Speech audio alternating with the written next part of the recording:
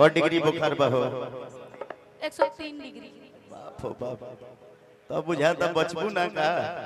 मगर पैरासीटामोल तरह के बढ़ा के दिया ही हां कची डेक्सोना लगा दे डॉक्टर बनी जी कि मरले बाबलमुआ ऐसे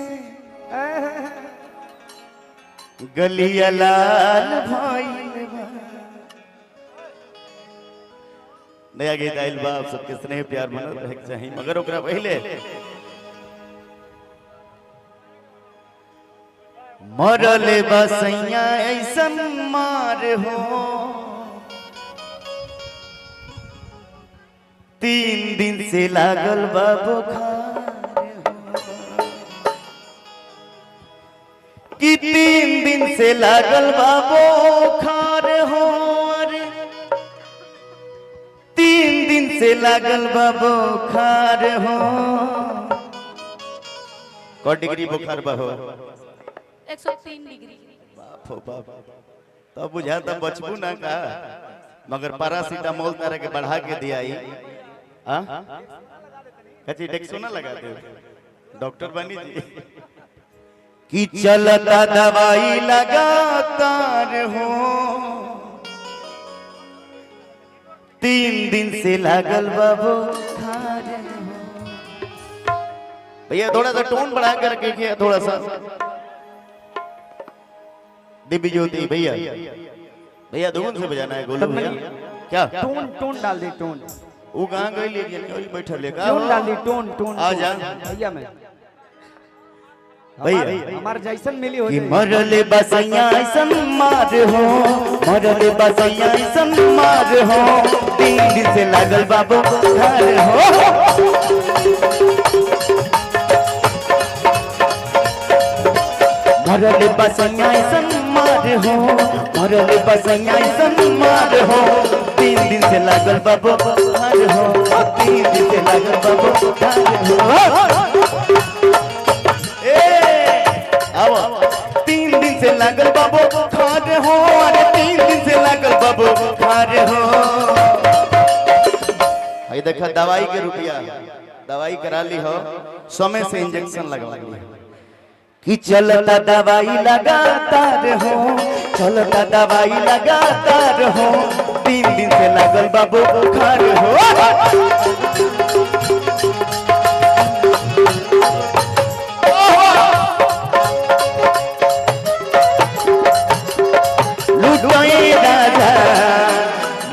चदरिया लहरिया लुटए राजा मुहावा पडाली के चदरिया लहरिया लुटए राजा लहरिया लुटए राजा लहरिया लुटए राजा मुहावा पडाली के चदरिया लहरिया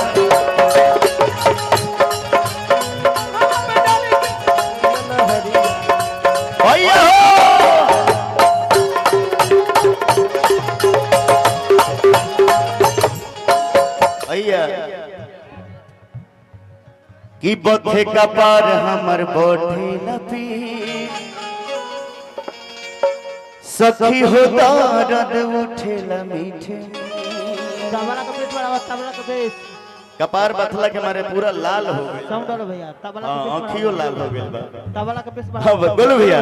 बथे का पार हमर बोथे लपी सखी हो दर्द उठे ल मीठे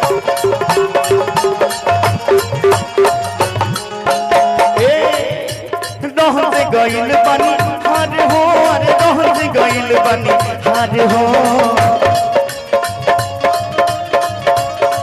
बनी हार हो कहाँ से दवाई चलता है कहाँ से दवाई चलता है ना बताइबू यूट्यूब वाला भैया लोग पहुंचा दिलो तनी कुछ तरह के कहाँ से दवाई चलता है मठिया से तो तेज बोल लाज लगता का कि पड़ल बानी हम तबे मार हो अरे पड़ल बानी हम तबे मार हो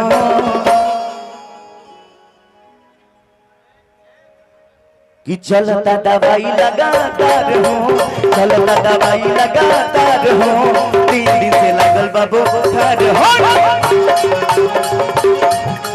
3 दिन से लागल बाबू बुखार हो।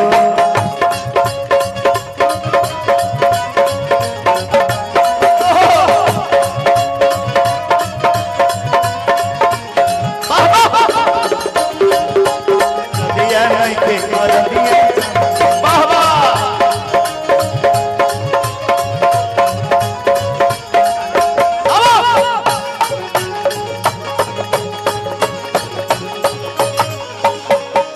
दरिया के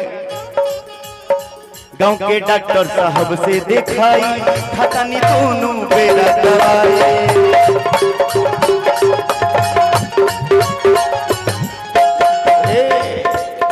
गांव के डॉक्टर साहब से दिखाई खाता नहीं दोनों बेरा दवाई।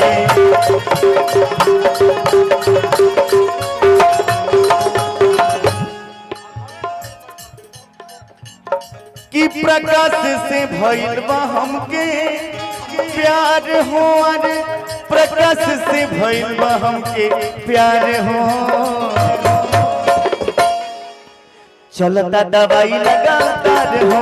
चलता दवाई लगातार हो,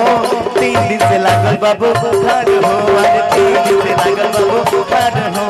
3 दिन से लागल बाबू बुखार हो, अरे 3 दिन से लागल बाबू बुखार हो, 3 दिन से लागल बाबू बुखार हो, 3 दिन से लागल बाबू बुखार हो, अरे 3 दिन से लागल बाबू बुखार हो, 3 दिन से लागल बाबू बुखार हो। ये है अब एकदम दनादन रहेगा बा। हाँ।